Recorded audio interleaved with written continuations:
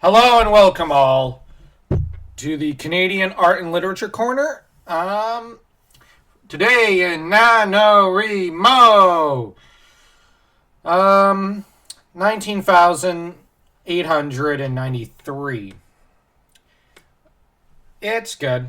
Like, I'm almost halfway, and I'm probably a little more than halfway through the novel.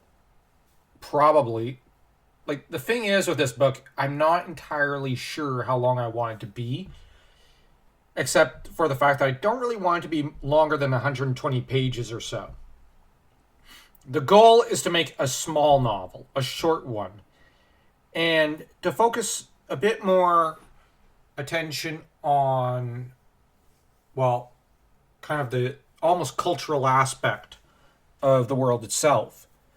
And, well, it's a Anglo-Saxon type of England, so I have to focus on that kind of mindset, the culture, and even the literary style, which is supposed to be more Walter Scott's Ivanhoe than what I'm usually used to writing. So it's interesting there. Although for the adventure side, the characters are still imprisoned. They're on the verge of breaking loose, with Gwilherm having an interesting discussion while stargazing from inside his, well, the caged caravan he's stuck in, late one night with Ealston, the one of the enchanters who captured him.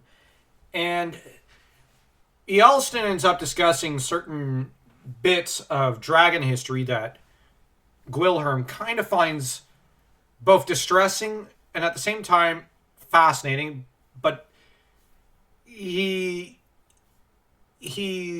kind of regarding it as, well, okay, but what does this have to do with us?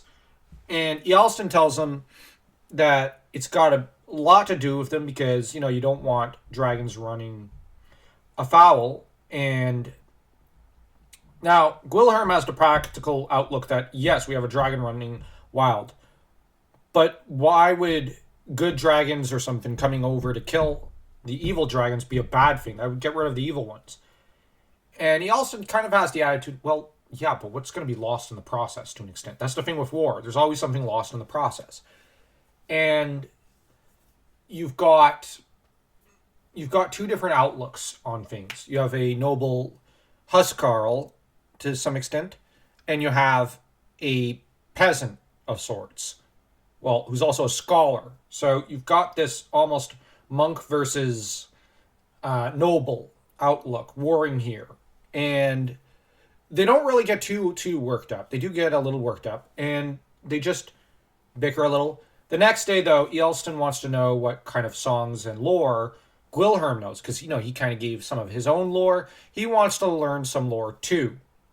It's a bit of the equivalent exchange type of thing that was common in Anglo-Saxon and Norse cultures when it comes to songs and knowledge. You had to, these contests involved swapping stories and riddles and whatnot. It couldn't just be one-sided. So culturally, it's Gwilherm's turn now. And he at first decides to start telling stories about his ancestors because it's what he knows. And this gets Ealston a little, and the dwarf they're traveling with, Ladin, who's also been captured alongside Gwilherm, to kind of go, well, okay, well, isn't there a song there? You're a jongleur, you're a harpist. You have to sing it. So, of course, Gwilherm has a great voice, so he starts to sing the songs of two of his most notable ancestors. They're also two very romantic figures to an extent. And from there, well, that's where I'm pretty much stopping for today, and I'm going to finish that chapter. I'm going to break free the heroes, and then they're going to continue on their quest to destroy the dragon, because they have to. And I'm probably going to have them cross the Welder River in the next chapter. And once they cross it, they're going to be in pretty much dragon country. So they're going to end up having to confront some of the locals. Then you're going to have them have to go and try and confront the dragon. and then there will be the whole snowball effect from there of displeasing a dragon, an evil one, at least. So if you enjoyed this video, do leave a like, comment, and don't forget to share the video and smash that subscribe button like Morgoth trying to smash Fingolfin from the Silmarillion. So until next time, take care, adventurers.